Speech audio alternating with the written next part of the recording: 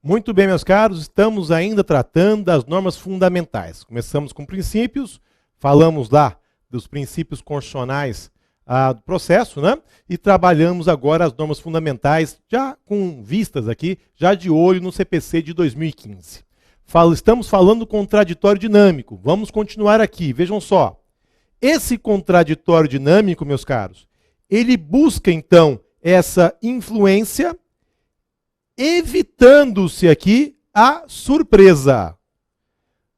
De nada adianta nós termos um processo em que as partes são surpreendidas e não podem bem apresentar as suas razões. E que não podem aqui buscar influenciar o juiz. Então nós teremos com essa proposta um aprimoramento, de modo que nós teremos uma preparação mais adequada durante a cognição, com um debate aqui com mais qualidade. Pelo menos é isso o que se busca. Vejam o artigo 7º do novo Código de Processo Civil. É assegurada às partes paridade de tratamento em relação ao exercício de direitos e faculdades processuais, aos meios de defesa, aos ônus, aos deveres e à aplicação de sanções processuais.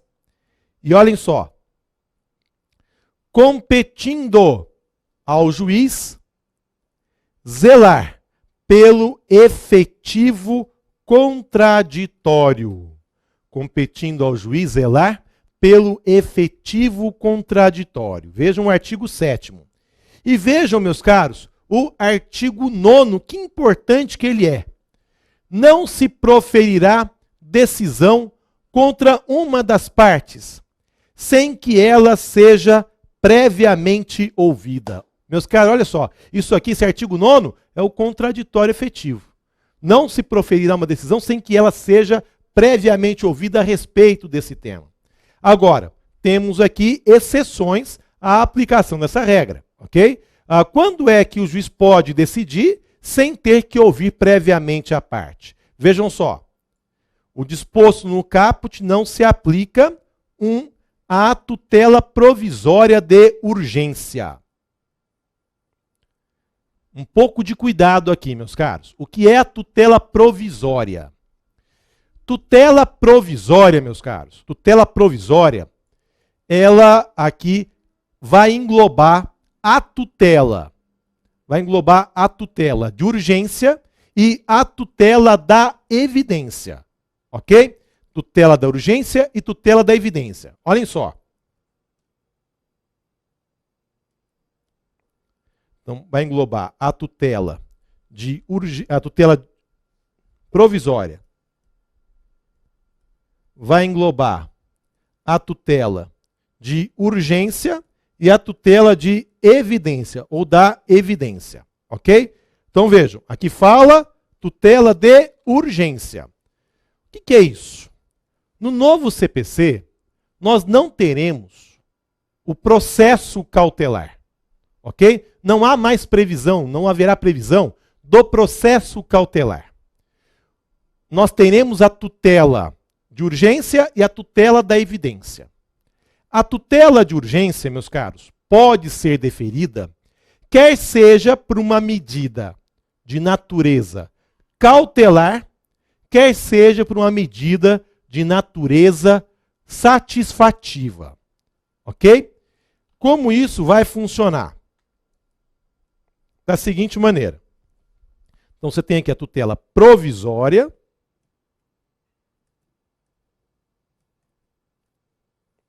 E aí vem a tutela de urgência. E a tutela da evidência. A tutela de urgência, ela será aqui satisfativa ou cautelar. E poderá ser antecedente ou incidental.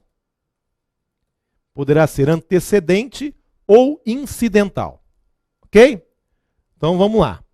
Tutela satisfativa é o quê? É a tutela antecipada. É a tutela antecipada. Ok? Então é possível conceder-se essa tutela antecipada de forma antecedente ou aqui incidentalmente. Da mesma forma, eu tenho aqui a tutela cautelar. Ok? Vamos imaginar o seguinte. Propõe-se uma ação, ok? Propõe-se uma ação. Aqui eu tenho um pedido de tutela de urgência antecedente, ok?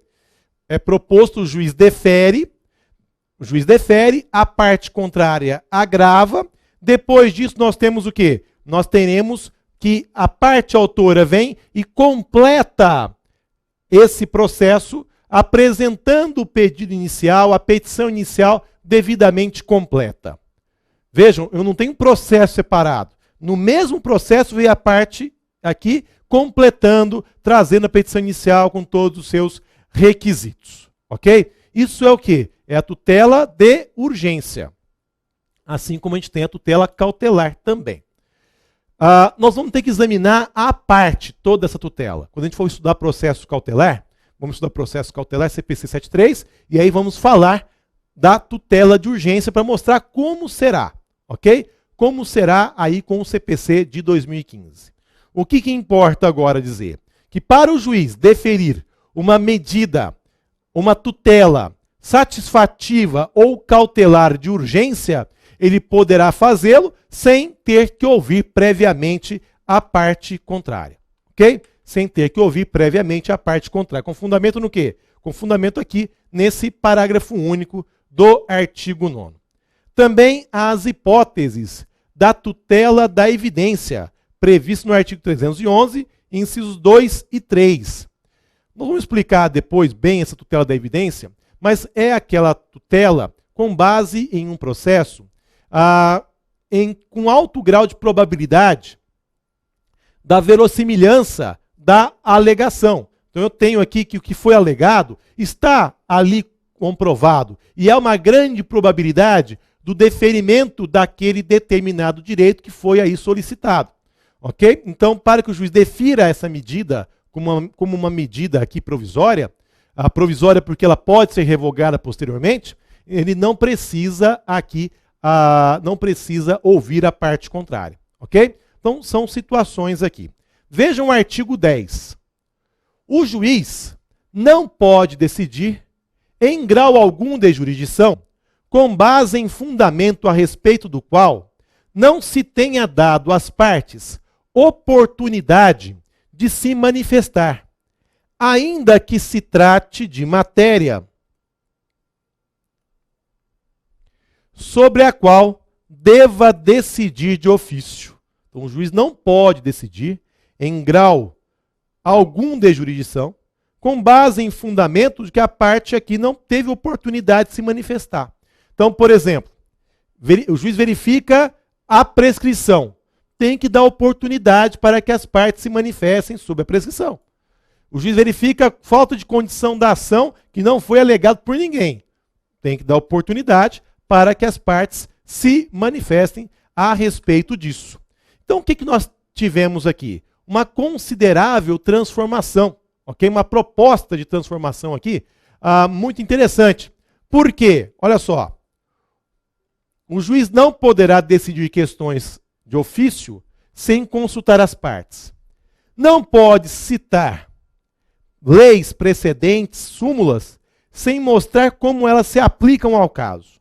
Não pode fazer ponderação ou ponderações de princípios sem mostrar sua pertinência às especificidades dos autos. Então eu tenho aqui uma mudança significativa na postura a partir do quê, meus caros? A partir de todo esse contraditório dinâmico, desse contraditório efetivo. A partir, então, dessa participação das partes, nós teremos aí determinados deveres que serão aqui inerentes. Já falamos alguns.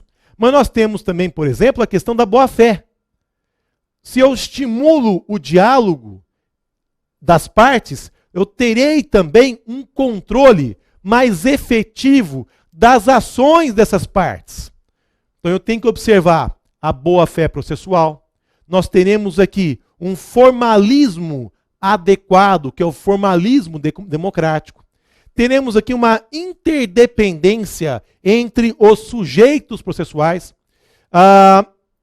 Teremos aqui uma observância, ou a observância, da autonomia, da vontade dessas partes que poderão, por exemplo, firmar negócios processuais atípicos ou negócios processuais típicos. Vejam, meus caros, como tudo aqui leva a essa unidade, ok? Bom, então vimos essa primeira norma fundamental, que é a do contraditório dinâmico, contraditório efetivo.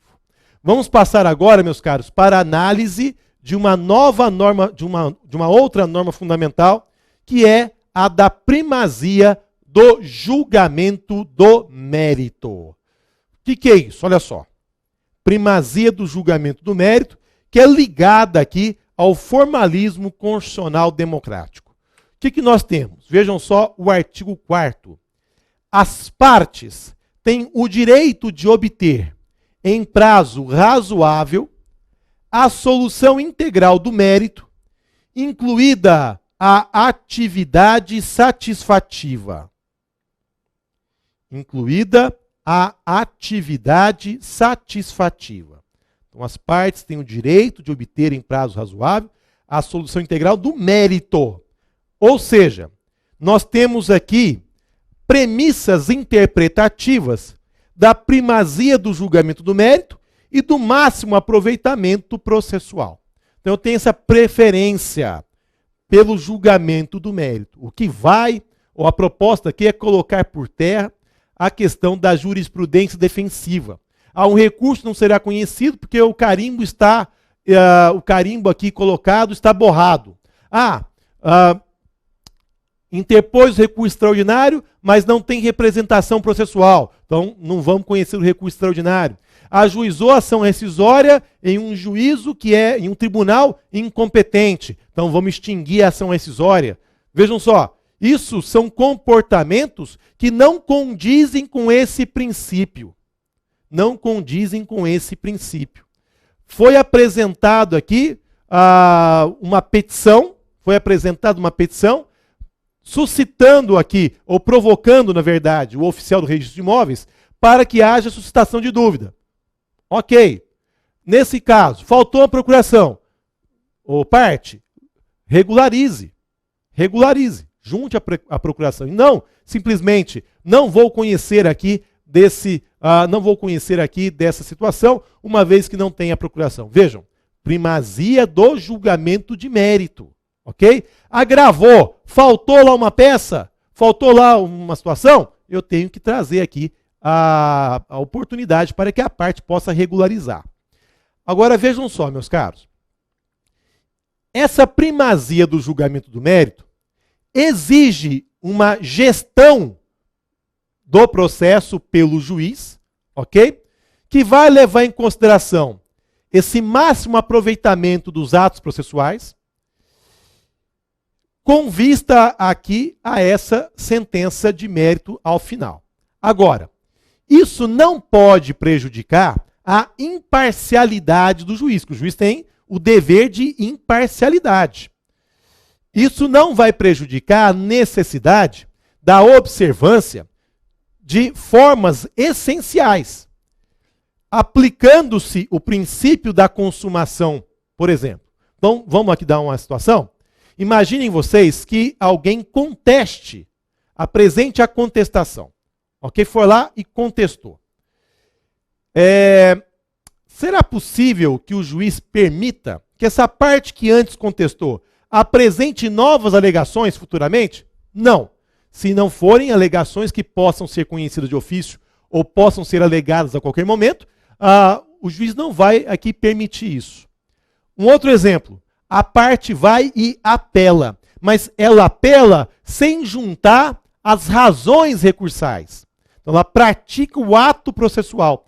Aquele ato processual pode ser aqui aproveitado? Não. Por quê? Porque ausente um elemento essencial desse ato processual. Então vejam só, nós temos a possibilidade desse aproveitamento máximo do ato processual e de permitir que ele seja sanado, desde que a irregularidade, a vicitude, diga respeito a questões orbitais, ok? Não à essência do ato. Interpus um agravo, faltou a procuração, ok, então, orbital. Não juntei as razões recursais. Vou permitir que a parte junte as razões recursais posteriormente? Não.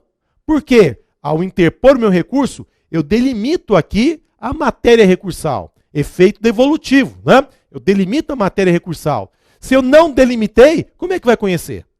Ofensa ao princípio da consumação, princípio da dialeticidade, complementariedade, ok? Então nós temos alguns limites a essa possibilidade do quê? De aqui permitir que sejam sanadas essas irregularidades para que haja esse julgamento de mérito, porque ele não pode contrariar a própria imparcialidade do juiz, ok? Veja um exemplo aqui de aplicação desse princípio.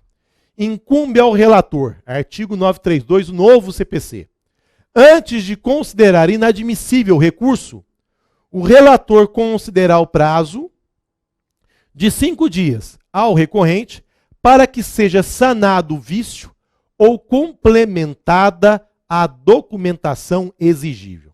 Ok? Então eu penso, meus caros, que há aqui um limite para que isso ocorra. Vamos verificar como é que os tribunais vão se manifestar a respeito disso, mas penso que há necessidade aqui da observância dessas regras, né? Não seria tudo, seriam aqui aspectos orbitais. Meus caros, no artigo 1007, nós temos a questão também relativa ao preparo recursal. Qual que é a regra hoje?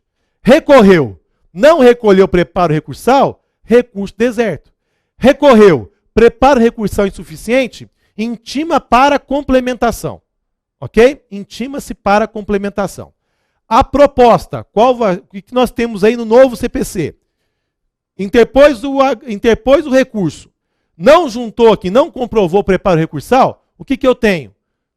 Você vai ser intimado para recolher e comprovar aqui o preparo recursal. Só que você vai ter que recolher o dobro. Você vai ter que recolher o dobro. É o que está no artigo 1007 do novo Código de Processo Civil. Você pegar lá o parágrafo 5º.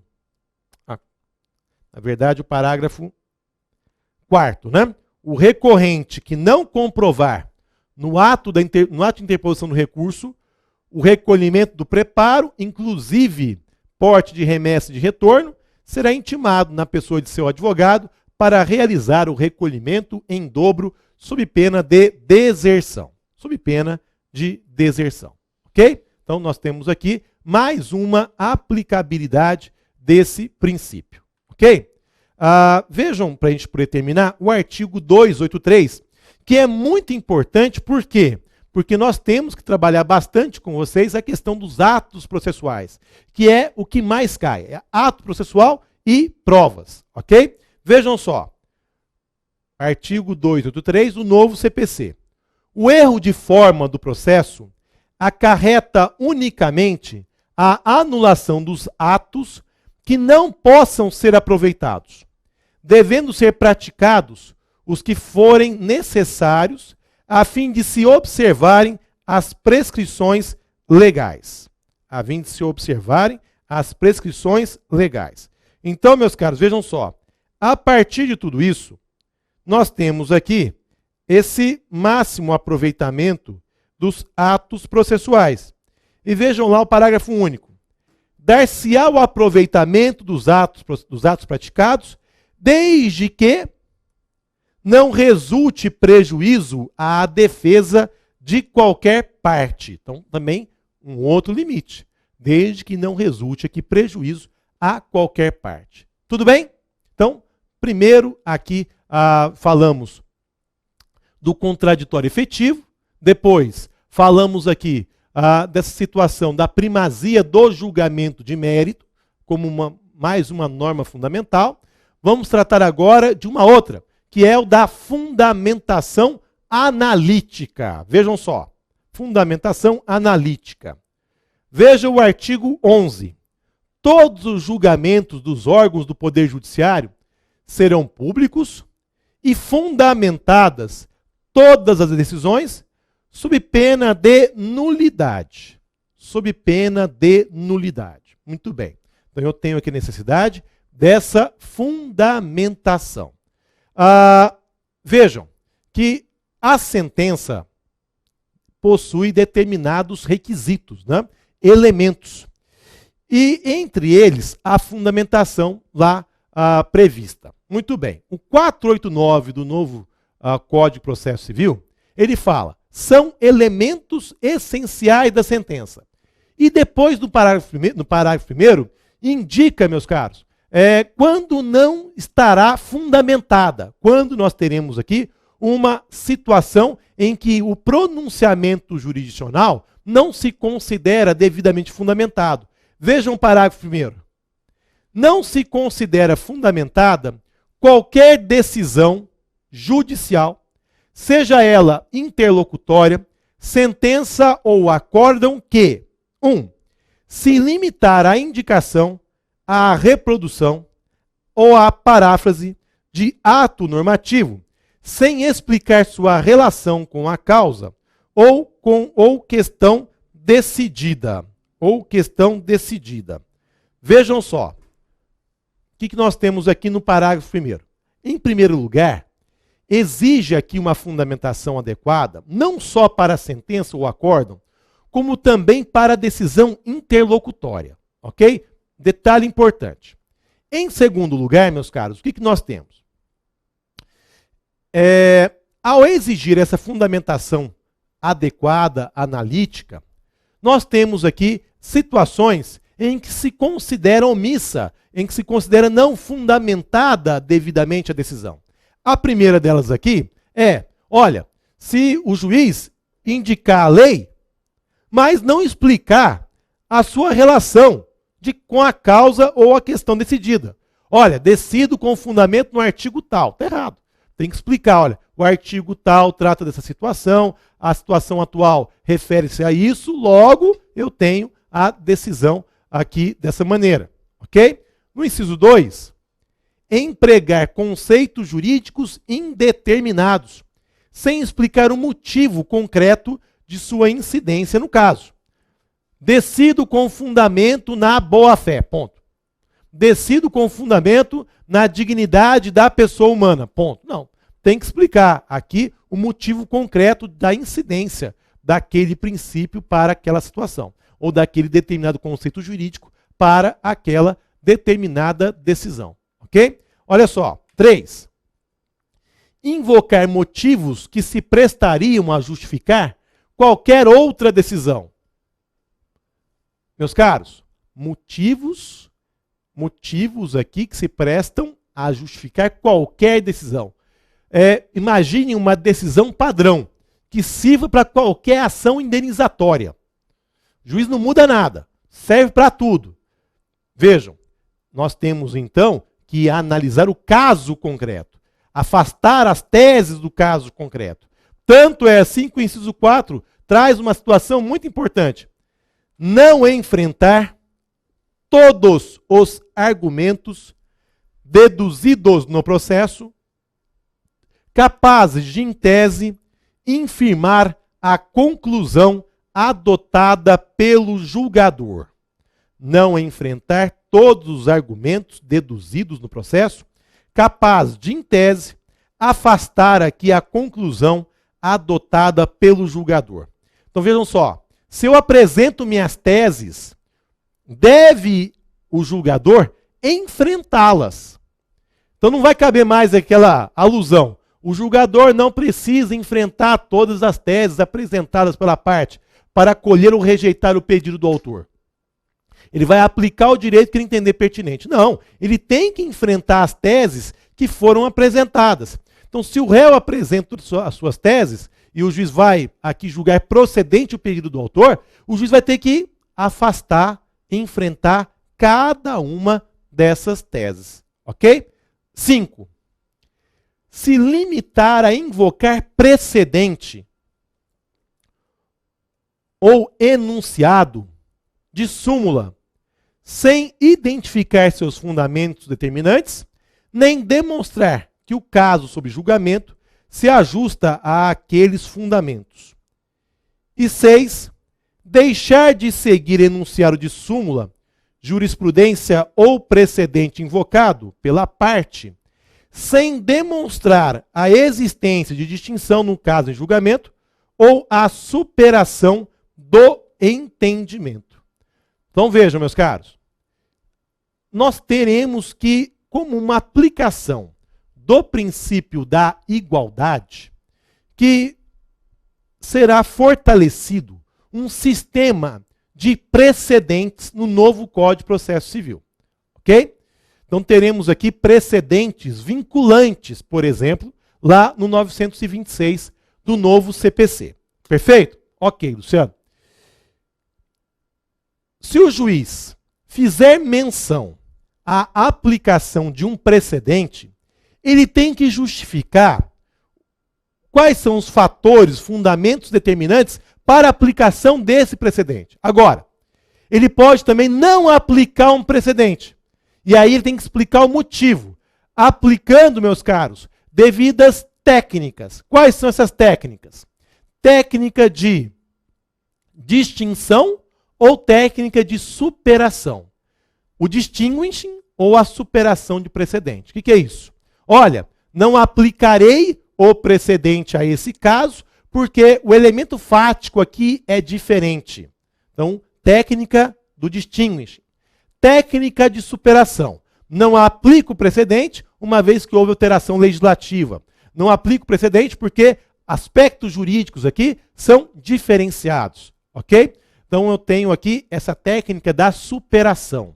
Então, tanto para uma quanto para a outra, o juiz deve fundamentar a sua decisão judicial. Ok? É obrigatório aqui que haja essa devida fundamentação.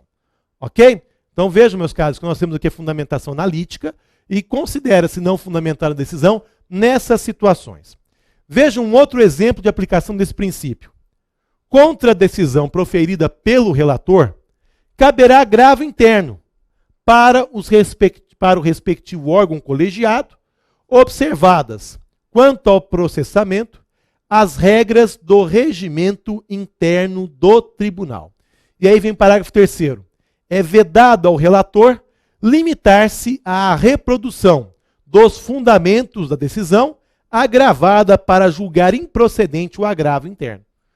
Então vejam que eu tenho aqui que não é possível só justificar com os mesmos fundamentos da decisão recorrida. Né?